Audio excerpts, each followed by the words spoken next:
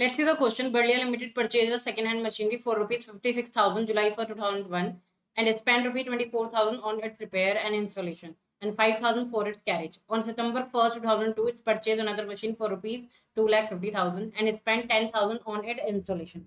Prepare machinery account for the year ended 2001 to 4. If depreciation provided machinery 10% per annum on written down value method. तो return down value method है और हमें बनाना machine account 4 सालों का। तो चलिए शुरू करते हैं, मशीनरी अकाउंट बनाते हैं। ठीक है, कब खरीदी गई थी और हमारे जो बुक्स क्लोज होती है वो 31 दिसंबर को होती है। तो हमने जो मशीन खरीदी थी वो खरीदी 2001 में जुलाई 1 को। ठीक है, कितने की आई थी? Two bank account. ठीक है, कितने की थी? 56,000 की और 24,000 रुपए इसके रिपेयर पे खर्च कर दिए थे और 5,000 रुपए कैरेज के खर्च कर दिए थे। तो टोटल कितने की होगी? 85,000 की। तो हम इसे अलग अलग भी लिख सकते हैं, एक साथ भी लिखेंगे और एक साथ लिखेंगे तो ज्यादा सही है, क्योंकि पुट यूज से पहले जितने भी खर्चे होते हैं वो उसकी कॉस्ट में ऐड कर दिए जाते हैं। और इस पर लगाएंगे डेप्रीशिएशन। तो रिटर्न डाउन वैल्यू मेथड 85,000 का 10%, 85,000 का 10% और कितने महीने का? 6 महीने का। ठीक है, तो वो लगाएंगे तो ये अपना आ जाएगा 4250। ठीक है, तो ये एक बार आप लोग भी चेक कर लीजिएगा। अब हम निकाल लेते हैं इसका बैलेंस बाय बैलेंस। कितना आ रहा है? 80,750। ठीक है, तो ये हो गया टोटल 85,000। अब इसको लेके जाएंगे नेक्स्ट साल में 2002 में जनवरी 1 टू बैलेंस BD 80,750। ठीक है, सितंबर 1 2002 को एक और मशीन खरीदी है 2.5 लाख की और 10,000 इसके इंस्टॉलेशन पे खर्च किए हैं।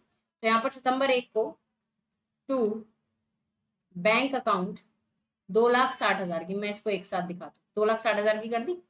ठीक है, अब हम 2002 में 31 दिसंबर को हम निकालते हैं क्या? डेप्रीशिएशन। तो ये थी हमारी मशीन फर्स्ट और ये हो गई मशीन सेकेंड। तो डेप्रीशिएशन मशीन फर्स्ट का तो 80,750 में निकलेगा 10%। रिटर्न डाउन वैल्यू मेथड यही कहते थे। SLM में क्या होता था? इस पे निकलता, लेकिन अब इस पे निकलेगा। तो ये हमारा 10% आ जाएगा 8075। 31 दिसंबर को ही बाय डेप्रीशिएशन लगेगा मशीन 2 का।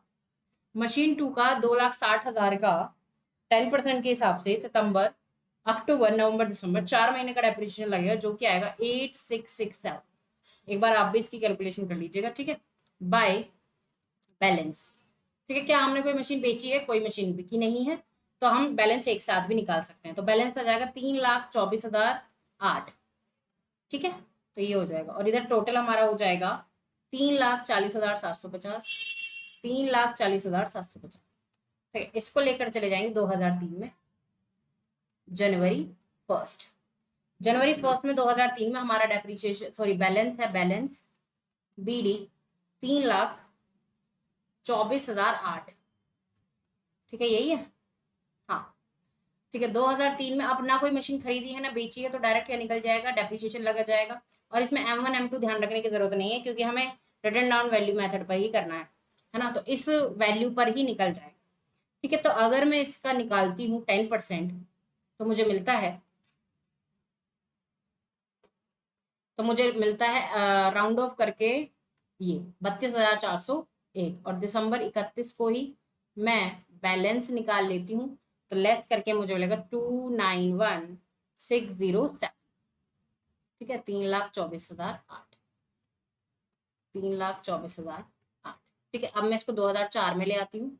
जनवरी 1 टू बैलेंस BD 291,607।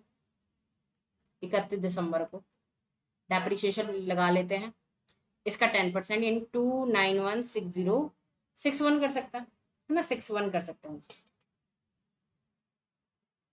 या जीरो रहने दो, है ना, जो आपको सिंपल कैलकुलेशन हो जाए वो जीरो रहने देते हैं। तो 31 दिसंबर को फिर बैलेंस निकालेंगे बाय बैलेंस, तो ये हमारा आ जाएगा 262,447।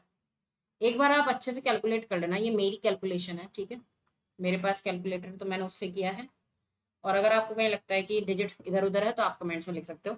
तो इसमें डिफरेंस क्या था? हमने पहले भी क्वेश्चन किया था SLM मेथड से। इसमें डिफरेंस ये है कि हम जो यहाँ पर डेप्रीशिएशन निकालते हैं वो मशीन की रिटर्न डाउन वैल्यू मेथड पर, ये है ना रिटर्न डाउन वैल्यू, जो लेस करके आई है हम इस पे निकाल रहे हैं, यहाँ पर हम इस पे निकाल रहे हैं, इस पे निकाल रहे हैं। एसएलएम मेथड पे होता था हम जो ओरिजिनल वैल्यू होती थी हर साल उसी पे निकालते थे। ठीक है, so I hope this is the proper explanation to this question.